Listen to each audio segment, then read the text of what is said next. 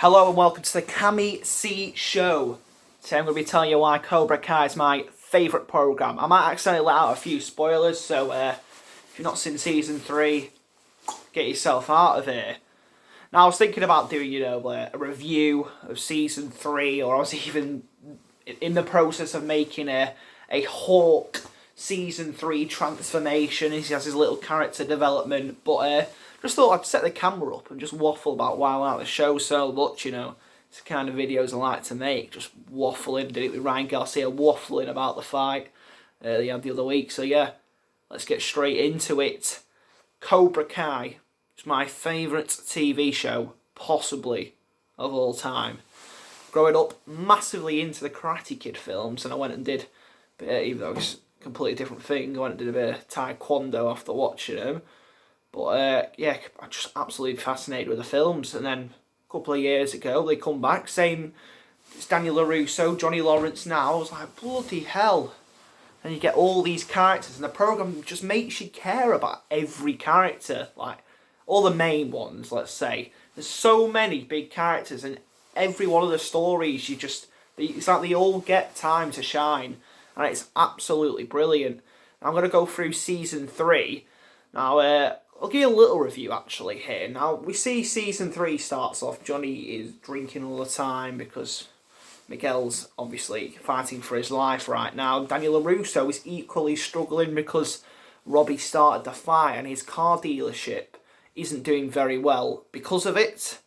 They, whilst Miguel's fighting for his life, they sort of team up to go and look for Robbie, who has gone on the run after the fight. At this time, Daniel LaRusso's daughter, Samantha LaRusso, is struggling after the fight. She looks like, a bit of PTSD. She's dreaming about Tori coming to her house and fighting her. So yeah, and at the school you've got Cobra Kai and Miyagi-Do Karate still not getting on. It's a bit of banter, They have a football match, and a daft football match where they kicking 7 shades of shit out of each other and that during the match. And anyway, we go on to Robbie. It goes to, what's the bloody word called? Is it jury or whatever? Not jury. Oh my god. Well, it was like a prison, young offenders prison thing, whatever it's called. My bad. But yeah, Robbie's in there now. And Miguel does wake up. At first he doesn't want anything to do with Johnny. He says, get out of here, I've done everything you said, and now look at me, where I am. He comes back though, Johnny, must be a couple of days later or something, and he's like, nah, I'm going to help you. And that's the moment then is when it kicks on for me. I thought it was a bit slow till episode 4 or 5, very emotional. Everyone's just struggling. It's a very sad atmosphere, but that's what you'd expect after the fight, It wasn't going to start off all jolly and that. Miguel was fighting for his life. So the first 4 to 5 episodes, it's quite miserable, They don't really grab you in. But then after that, it absolutely goes bloody lovely. That's the only way I can explain it. Magnifique. Now, we've got, go through the main thing. It's not one of the main stories in there. I thought it was phenomenal what they did with Hawk this series. So, he starts off, we saw in Season 1, Hawk, bullied lad, becomes badass. Eli, then he gets his mohawk, becomes badass. 2, he turned into a bully. Now at the start of this series, again, he's continuing the bully vibe, but then sort of goes a bit insane, to be honest with you. His crease has really got in his head. He has to come in contact with the bullies for the first time. It says he never actually saw them after they were bullying him. They thought he moved away. They didn't know that he was Hawk. They didn't know anything about him, so he comes into contact with them again. Now, first of all, there's a big fight again between Cobra Kai and Miyagi-Do. Hawk has his formerly best friend Dimitri. He's got him by the arm, basically, in the same position Miguel had Robbie, but instead of showing mercy, he snaps the arm in a very unsettling thing, and you're like, Hawk's going insane, Kreese is poisoning his mind, but at the same time, you can see he did a little bit of regret was in there. It wasn't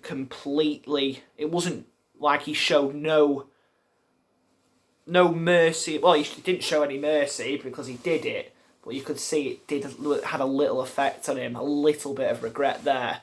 But they developed into more with the two lads, Kyler, I can't remember the name of the other one. They come to Cobra Kai because they want more. Cobra Kai want more people to join.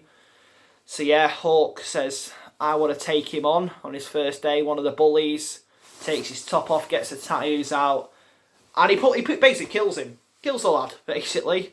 Gets him down, he's got him beat, he's got him battered, he's like, alright now, enough's enough. Boom, gets him down, bang, bang, bang, brings a smirk to Kreese's bloody face. And after I watched that, I watched it at like midnight, I struggled to sleep. It was unsettling. It was absolutely mad to see, like, you know, you thought a formerly bullied lad, and now he's gone bloody nuts, it seems. But in theory, again, it's just, Hawk never wants to be in that situation again where he was bullied, you know. He always has to try and look tough. The bullies, they were like saying, oh, it's lip. When he came again, you could see it was giving him flashbacks. It felt like that weakness was entering his mind again. Obviously, Sensei Kreese teaches you not to show weakness. Also, very interesting from Kreese in this one. It's like every character, as evil as they are, it's like it does show another side to them. Kreese, it shows the times in Vietnam. He was a formerly bullied lad. He went to war, and his girlfriend died whilst out there. And it turns out, right, he has to, whilst he's in Vietnam, essentially blow a friend up as part of a mission. Like, it goes wrong, but his friend's still there. The sergeant's like, blow him up. He can't do it. He just can't do that. He's a good friend of his. So it ends up, he has to fight the sergeant for his life above a pit full of snakes, cobras. Oh, where does Cobra Kai come from? This is where it come from. And boom. His sergeant, before the fight, tells him for the first time about his girlfriend dying in a car crash. And then the Kreese we all know today is born at this moment. He wins the fight, then the rest of the team come for backup. So at this point, he can bring his sergeant back up, right? He can basically go, come on, fella. He can save his life. He doesn't need to fight him anymore. His team have come in for backup. He doesn't need to, but no, kicks him off. He says no mercy into the snakes. So yeah, same with Tori again. Her mum isn't very well throughout the series. So, you know, all these characters in Cobra Kai, all the ones you think are evil and that, it's just, they've all been through troubled times. And Sensei Kreese says, oh, it's all about strong and weak. There's no evil and good. So in their head, they're just don't want any weakness to be in their mind anymore. They think that they're weak for the stuff they've been through. So again, they channel all the hate in their lives into essentially being evil, really. But let's get on to the ending anyway. The ending of season 3. Oh my gosh, nearly brought a tear to my eye. So they're all in the Miyagi-Do. Oh yeah, they all have a big fight. Kreese and Johnny are fighting after Miguel again. Hawk turns good again. I don't even know if I've waffled and gone and explained it. Oh yeah, well basically Hawk goes. He's at a part. They're all at Daniel's house. Obviously he's not in. All the Miyagi-Do and Cobra Kai having a massive scrap again. And at this point, Kyler takes down Miguel, and then he high fives Hawk and says, "Yeah, we've got him, man. We've got him." And Hawk's like, he's just seen his best friend. Well, one of him or Dimitri, his best friend's in, one mate of his has just been battered. He's on the floor. And his other mate, Dimitri's about to have his arm broken again. And then he's getting all crease in his head. Johnny Lawrence saying, I made you. And you can see Hawk's having a moment where he's like, what have I become? My two friends are being battered. I'm teaming against a lad who bullied me. I'm teaming with a lad who bullied me. And boom, Hawk sprints and he's back. He goes to Dimitri, he says, do you want to do this together? I'm sorry for all that's happened. And oh, it is fantastic TV. Hawk comes good again. Then that leads on to the ending. Miyagi-Do are all in the garden with Daniel LaRusso. And then, boom. Johnny Lawrence started his own group called Eagle Fang during this series. So Johnny Lawrence's students all start coming in. You've got Hawk, all the other ones. He stands next to Dimitri, gives them a high five, and boom, Phil Collins is playing.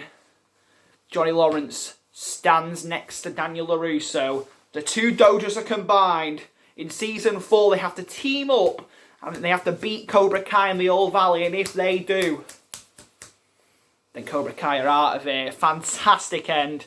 Can't wait for Season 4. I think they said they plan on doing a few more series, to like at least 6 or something. So I actually think Cobra Kai will win. I think Robbie could win the tournament. I think maybe in the semi-finals we see Robbie v Miguel again. Maybe Robbie wins this time. And the other one, Kyler v Hawk. Hawk wins. Maybe a Robbie Hawk final.